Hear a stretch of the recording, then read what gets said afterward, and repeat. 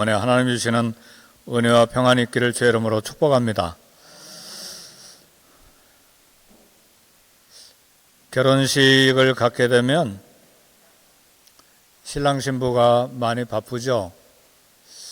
1년 전에 혹은 몇 개월 전에 예식장을 예약할 뿐만 아니라 또 결혼식에 초청할 사람들을 정합니다. 아무나 정하지 않고 요즘에는 미국에는 특별히 초청장이 없으면 못 가잖아요. 한 사람 한 사람 초청장을 다 보낼 때 많이 생각들을 하는 것 같아요. 그래서 경제적으로 간단하게 가족끼리 결혼식 하는 사람들도 있고 최소한으로 초청하는데 양가 가족들, 친구들 초청하는데 최소한 100여 명, 그렇지 않으면 이제 또 배나 되는 경우도 그렇게 있죠. 근데 초청할 사람이 정해지면 그 다음 할 일은 우리가 잘 아는 대로 신랑 신부는 초청한 사람들이 앉을 좌석을 테이블을 따라 배치합니다. 초청받아 가신 분들 다 아시겠지만 아무 데나 앉는 게 아니잖아요. 사람 수가 정해졌고 테이블이 다 정해져 있어서 가족이 앉는 테이블, 친구들이 앉는 테이블, 직장 동료들이 앉는 테이블, 어떤 데는 가보니까 교육자들만 따로 교육자들이 오니까 교육자들이 앉을 자리 따로 이렇게 좌석을 배치하는 것을 봅니다.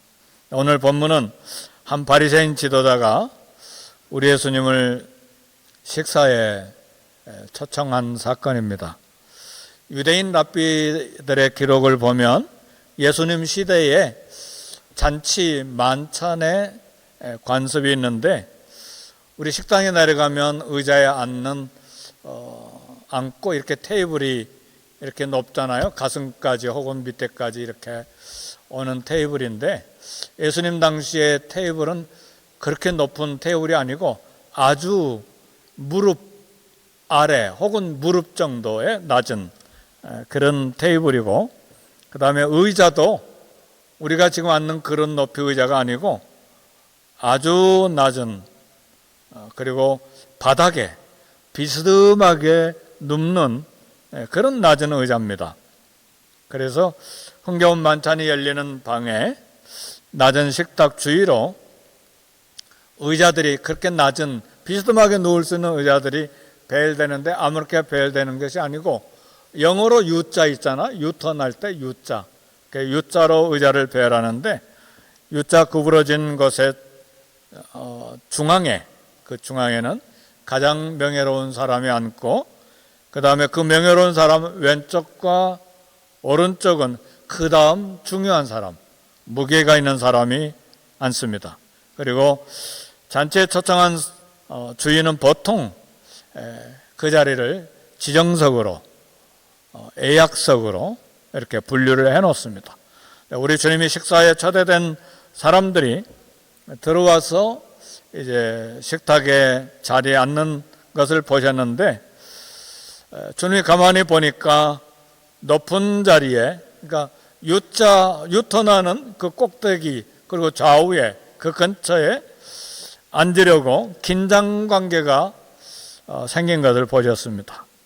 예수님은 서로 그 자리를 차지하려는 사람들이 겸손이 부족한 것을 보셨습니다. 그래서 우리 주님은 그걸 보시고 결혼잔치에 초청을 받았을 때를 비유로 하여서 교훈을 주셨습니다.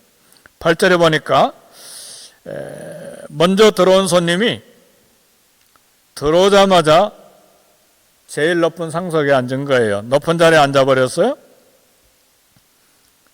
초대된 사람들의 자리를 정하는 사람은 손님이 아니고 잔치 주인이 자리를 정한 건데 먼저 들어온 이 사람은 제일 좋은 자리, 높은 자리를 먼저 앉은 거예요. 그래서 주인이 먼저 온 손님에게 그 자리 좀 비워주세요 요청을 했어요. 왜냐하면 그 다음에 도착한 손님이 먼저 온 손님보다 더 중요한 사람이었기 때문에. 그래서 먼저 높은 자리에 앉은 사람이 부끄러워하게 되었다는 말씀이에요. 그렇죠. 상석에 앉았다가 자리를 이동해서 말석으로 내려가야 되니까 부끄럽게 된 것이죠. 예수님은 이 잔치의 비유를 하면서 반대의 경우도 일어난다고 말씀하셨어요. 손님이 오기는 왔는데 끝좌석에 앉았는데 주인이 보니까 손님의 신분을 알게 되고 보니까 중요한 사람이니까 이리로 올라와 높은 자리에 앉으세요. 그렇게 반대의 경우도 일어난다고 말씀하셨어요. 우리 주님이 이 비유를 말씀하신 것은 겸손을 가르치기를 원하신 것입니다. 우리 예수님이 재림하셔서 온 땅을 심판하시고 천국 잔치를 여실 때가 옵니다. 하나님은 이미 상석에 앉을 사람 혹은 끝자리에 앉을 사람을 알고 계십니다. 우리 주위에도 스스로 높은 자리에 앉는 것을 욕심내는 사람들이 많이 있습니다. 그러나 이런 높은 자리 상석은 사람이 자기 노력으로 해서 앉는 것이 아닌 것을 오늘 주님이 우리에게 말씀해 주십니다. 하나님께서는 모든 사람들의 행동을 다 달아보신 후에 인정받는 자가 상석에 앉는다고 말씀하십니다.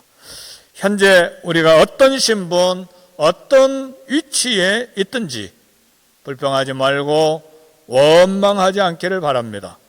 스스로 높은 자리에 오르려고 하지 말고 낮은 모습으로 겸손하게 섬길 것을 우리 주님이 교훈하고 계십니다. 하나님은 겸손한 자를 아시고 천국의 영원한 상석을 예비하시는 분이십니다. 그래서 우리 주님이 마지막 때에 대역전극이 천국에서 일어날 것을 말씀하셨습니다. 이 땅에서 계속해서 높은 자리에 앉았던 사람이 의외로 낮은 자리에 떨어지는 경우도 생기고 반대로 낮은 자리에 있었던 사람이 높은 자리에 앉는 대역전극이 천국에서 일어나게 된다는 말씀입니다. 오늘날 우리들에게도 이런 신분 상승, 상석을 차지하려고 하는 욕망이 있습니다. 세상은 말할 것도 없잖아요. 정치계에 보거나 회사에 들어가서도 치열한 경쟁이 있죠. 그러나 우리 교회도 믿음의 생활, 신앙생활 하는데도 이런 욕망들이 없지 않아 있기 때문에 우리 주님이 이런 교훈을 하신 것입니다. 1996년 애틀란타에서, 미국 애틀란타에서 올림픽이 있었을 때 일어난 사건인데, 한국의 국회의원들이 애틀란타에 도착했는데 그 애틀란타에 있는 한국 대사관 연락도 하지 않고 갑자기 대사관을 찾아서 금배지를 보이면서 우리 국회의원들인데 올림픽 개막식 상석을 내놓아라 이렇게 소리를 쳤습니다.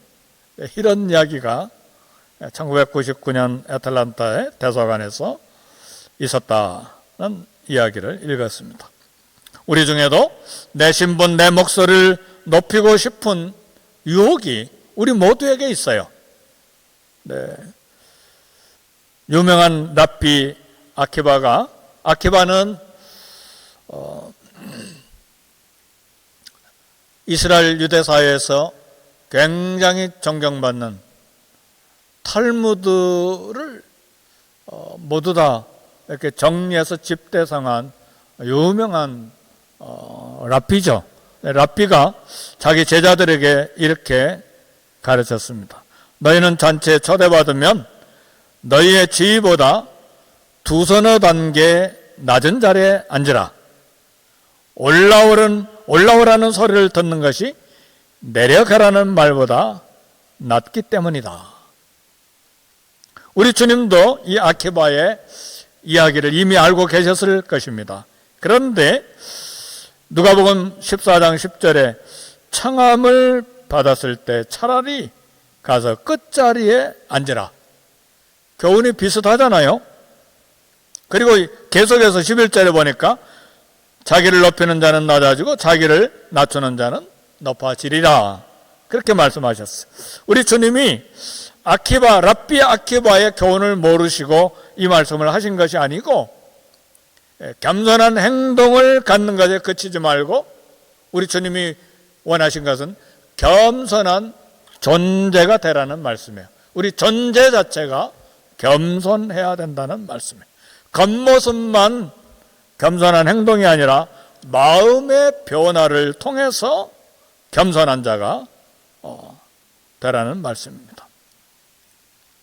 처세술로 겸손한 자가 아니고 인격 자체가, 존재 자체가 진정한 겸손한 자가 되어야 된다는 말씀입니다. 하나님 앞에서도 마찬가지고 사람 앞에서도 역시 마찬가지입니다. 그래서 빌립보 교회에 우리 사도 바울이 감옥에서 편지를 보낼 때 너희는 이 마음을 본받아라. 곧 예수의 마음이니. 그는 근본 하나님의 본체시지만 종의 모습, 사람이 되시고 종의 모습이 되셔서 섬기신 모습을 우리에게 교훈합니다. 하나님의 아들, 왕 중의 왕도 이렇게 사람의 모습 또 종의 신분을 취하심으로 섬기셨음을 우리에게 가르쳐 줍니다. 우리 주님은 천사들과 영광으로 오셔서 양과 염소를 구분하실 것입니다. 이 땅에 살아가는 동안에 누가 양인지 누가 염소인지 우리는 몰라요. 그러나 하나님은 아세요. 마태복음 24장 25장을 보니까 임금이, 왕이 오실 때 양과 염소를 구분하신다고 하셨어요. 세상 마지막 끝날에 겸손한 의인들이 천국에서 상석에 앉게 된다는 말씀입니다. 우리 주님이 이어서 계속해서 하시는 말씀은 뭐냐면, 이제 잔치에 초청받은 사람들의 상석과 끝자리에 앉는 것에 대한 교훈과 비유는 끝이 났어요. 그런데 바리새 지도자가 초청한 거 보니까 아마 바리새인들과 급이 같은 귀족들, 예루살렘의 엘리층들, 그리고 또 신분이 상승된 사람들이 모인 것 같아요. 보니까. 그래서 우리 주님이 바리새인의 잔치에 초청된 사람들을 가만히 보니까 신분이 높은 사람들이에요. 근데 여기에 대해서 우리 주님이 한 번 더 교훈을 하십니다. 그러면 부자가 부자들과 유식한 자가 유식한 자들과만 사귀면, 그러니까 신분이 높은 사람들이 끼리끼리만 사귀면 나머지 사람들은 어떻게 될 것인가? 우리 주님이 여기에 대해서 말씀하기를 원하시는 거예요. 그래서 우리 주님은 하늘의 왕이요 왕 중의 왕이신데 일반 평민보다 더 못하게 이 땅에 오셨어요. 아무리 가난해도 안방에서 아기를 낳는 것이지 짐승의 배설물이 냄새가 나는 그런 구유에 오는 사람은 없잖아요. 아무리 가난해도. 그렇죠? 근데 우리 주님은 추운 날에, 그것도 여간방에 자리도 없고, 그래서 할 수 없이 짐승의 구유에 이렇게 누이게 된 것입니다. 가난한 신분으로 오셨어요. 우리 주님 육체의 아버지 어머니 요셉과 마리아가 얼마나 가난한지, 아들 낳으면 그래도 염소 한 마리는 하나님 앞에 드려야 되는데, 아들 낳았다고 성전에 올라가서 제사 드리는데 비둘기를 드리는 거 보니까 찢어지게 가난한 거예요. 그렇게 낮은 자리에 오신 이유가 있습니다.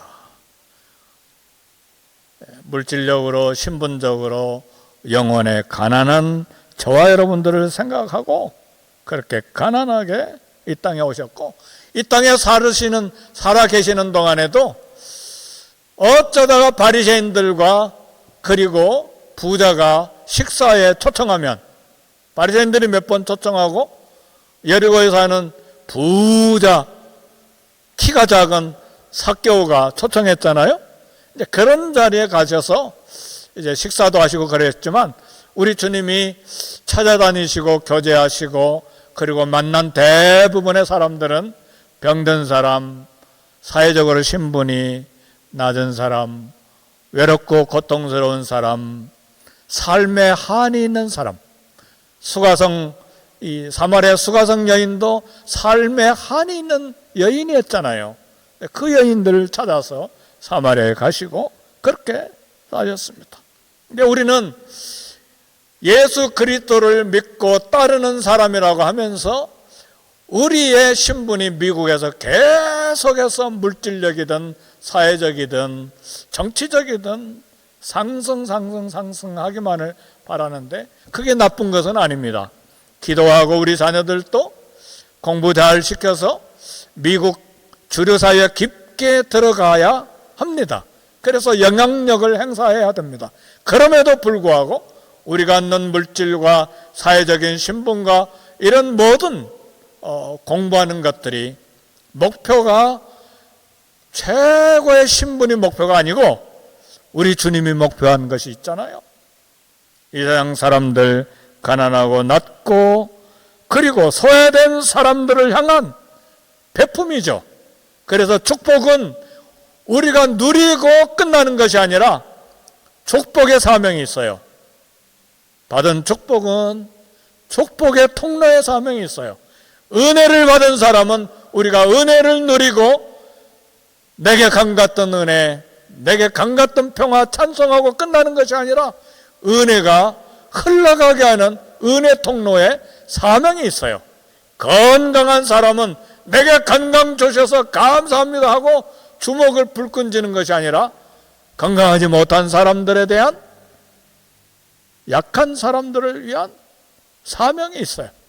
우리가 받은 모든 신분과 물질적인 것 그리고 사회적인 모든 은혜와 복은 다 사명이 있는 것입니다.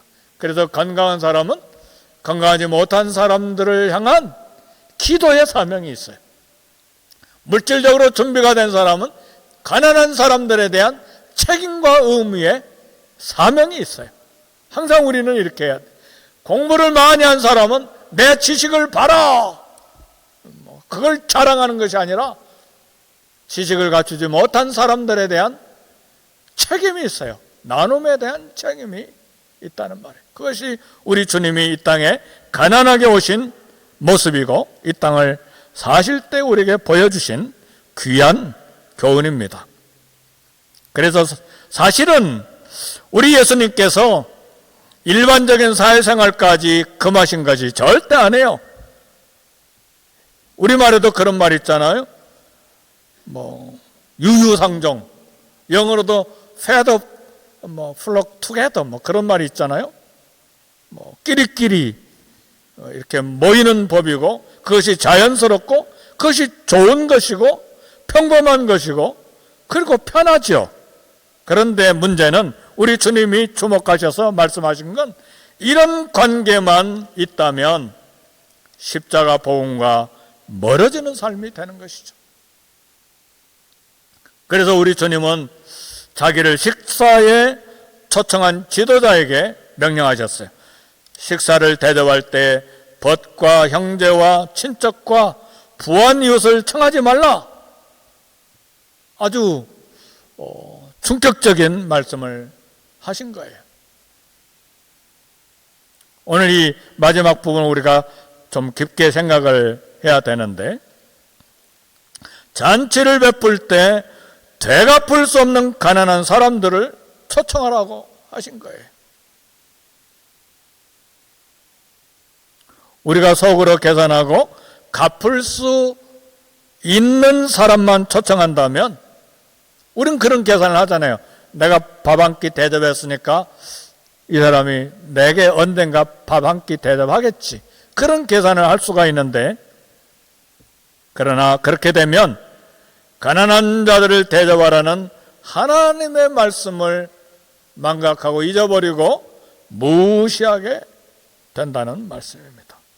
그러면 우리 주님이 따르는 십자가의 길, 우리에게 주신 복음의 사명을 잃어버리게 되는 것입니다.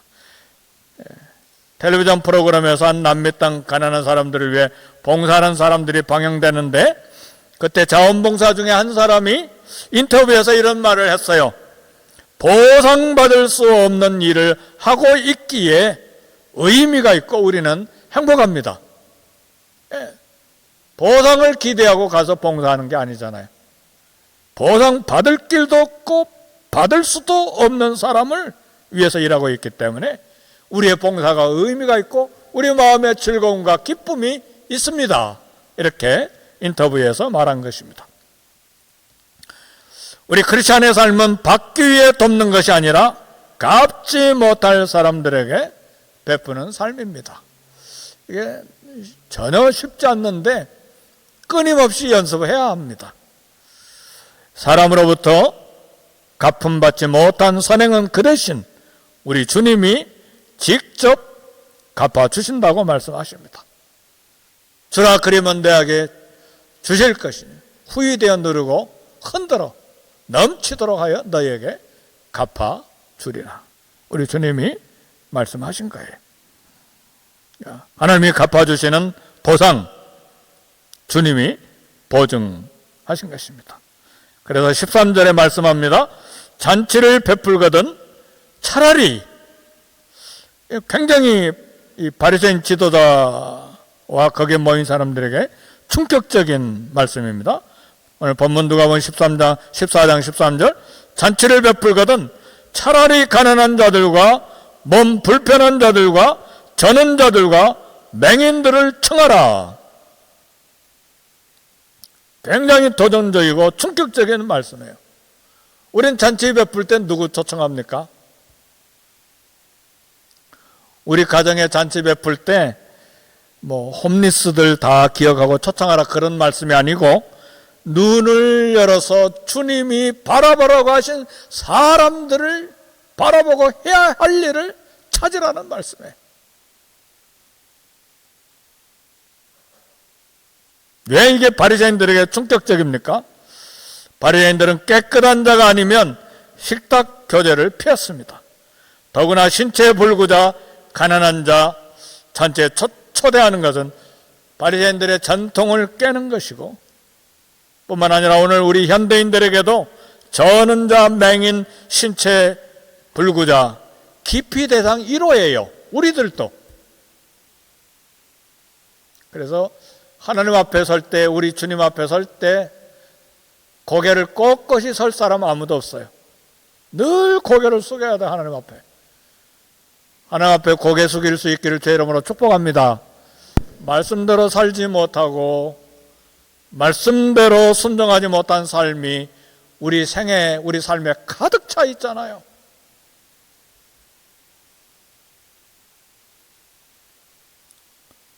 피를 나눈 형제라도 형제 중에 신체 불구라는 이유 때문에 전화받기를 꺼리는 경우가 얼마나 많은지 몰라요. 주님은 사람들이 꺼리는 이러한 사람들을 먼저 초대하라고 명령합니다. 우리 가족끼리 잔치를 했어도 그 사람들을 기억하라는 말씀이죠. 그래서 우리 초청 명단에 도움이 될 사람들이 아닌 갚지 못할 사람 전화번호가 있어야 된다는 말씀이에요. 저와 여러분들의 수첩에 친구, 지인들, 모든 사람들의 이름을 적어놨는데 어떤 사람들을 초청합니까?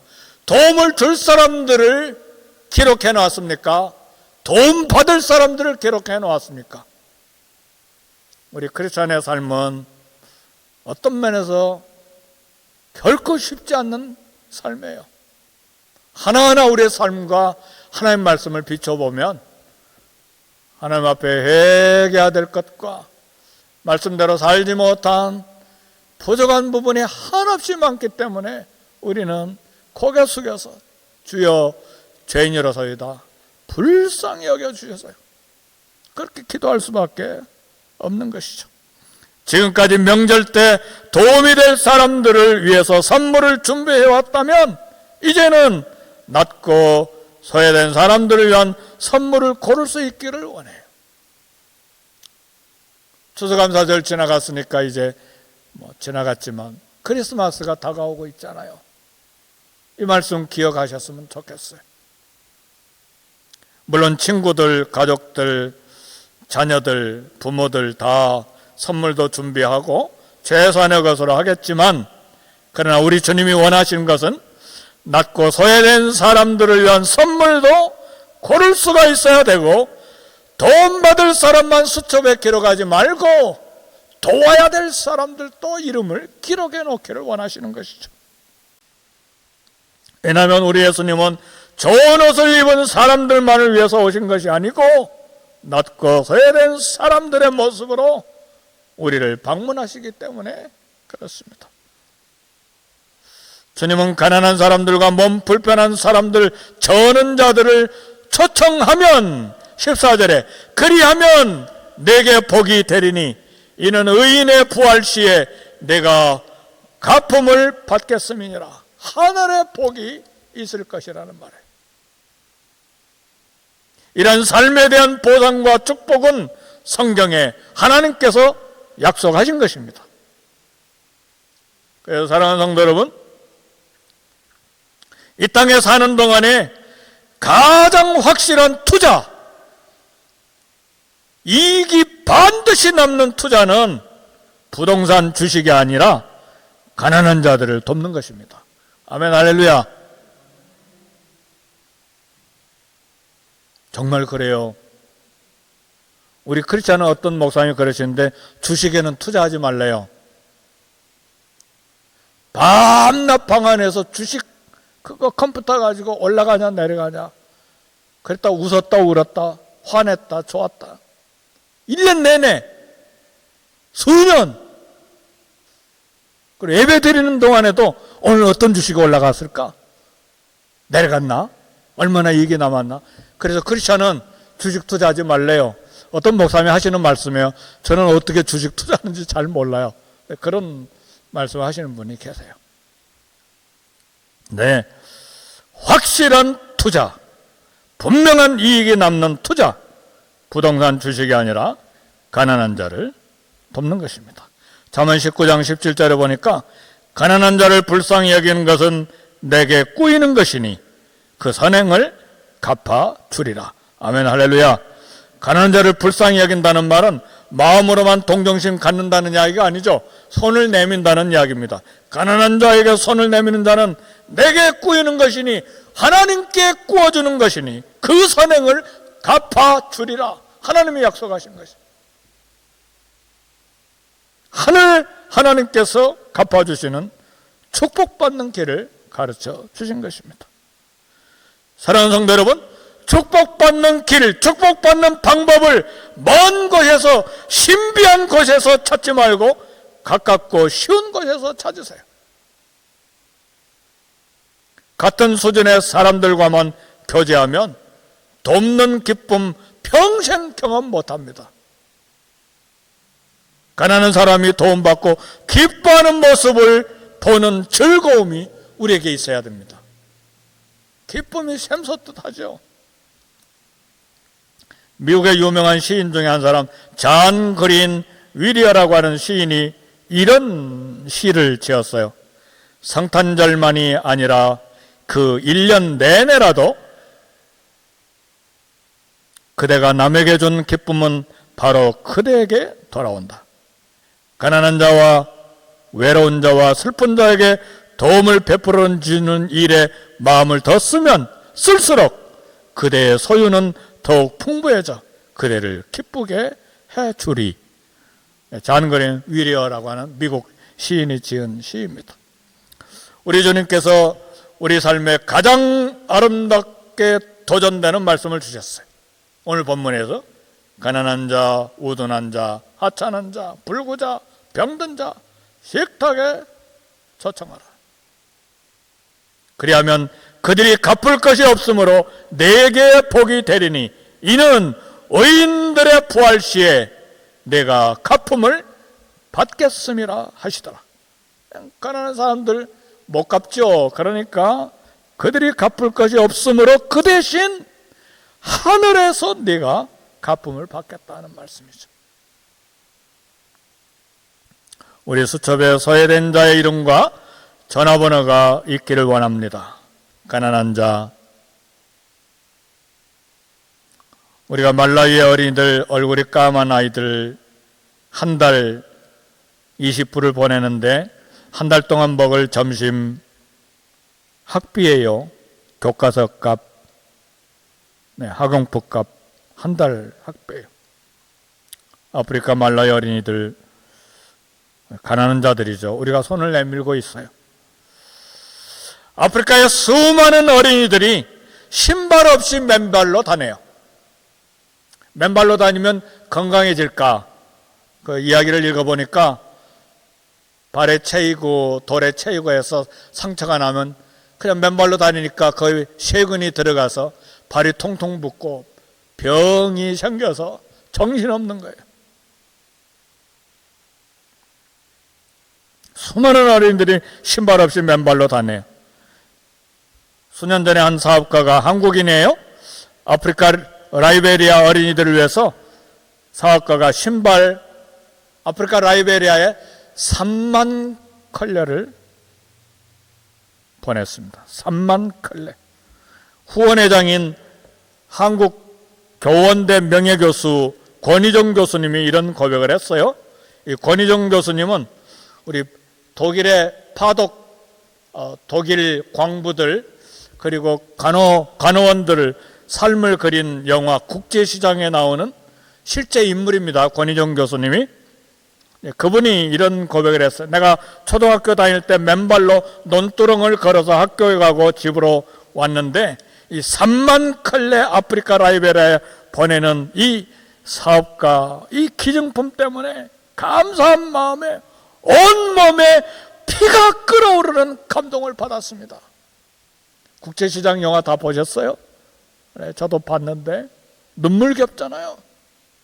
네, 여기에 나온 권희정 교수님이 3만 컬레 아프리카 보내는 그런 신발을 보고 감사한 마음에 온몸에 피가 끓어오르는 감동을 받았다고 했어요.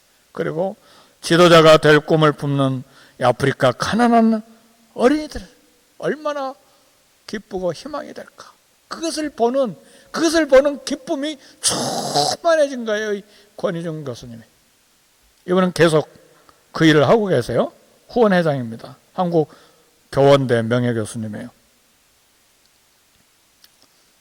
미랄선교회의 지적발달 장애우들도 우리가 돕습니다. 우리 교회가 협력으로 돕고 있어요.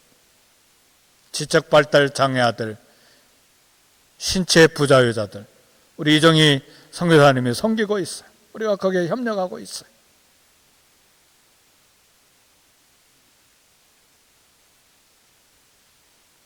또 그들을 섬기는 선교사님들, 이 모든 사람이 다 갚을 것이 없는 사람들이에요. 대갚지 못할 사람들이에요. 갚을 능력이 전혀 없는 사람들이에요. 이처럼 갚을 것이 없는 자를 초청하는 자에게, 손을 내미는 자에게 천국에서 대역전이 일어난다는 말씀이에요. 복받은 자들아, 나와 창세로부터 너희를 위해 예비된 나라를 상속받으라. 우리 주님의 말씀이에요. 언제 우리가 그런 일을 했습니까? 내가 굶주렸을 때, 목말랐을 때, 헐벗었을 때, 병들었을 때, 옥에 갇혔을 때, 나그네 되었을 때 너희들이 그렇게 하지 않았냐? 언제 주님이 나그네 되고 굶주리고 옥에 갇히고 목마르고 병들었고 그랬습니까? 이 지극히 작은 자 하나에게 한 것이 곧 내게 한 것이니라. 그리고 이어서 하시는 말씀이 복받은 자들이여, 나와 장래로부터 너희를 위해 예비된 나라를 상속받으라.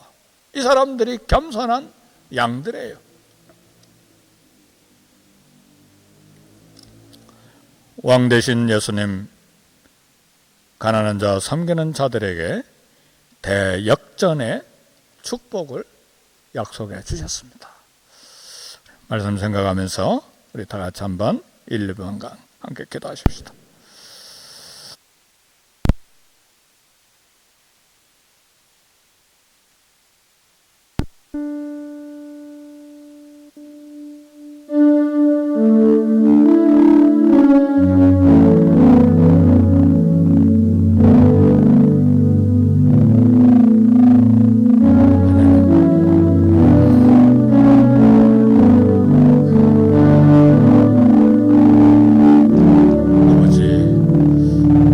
사는 저희들에게 좋은 환경 주시고 기회를 허락하여 주셨으므로 주님의 말씀 잊어버리지 아니하고 기억하고 가난한 자들을 초청하라는 말씀을 따라서 우리의 삶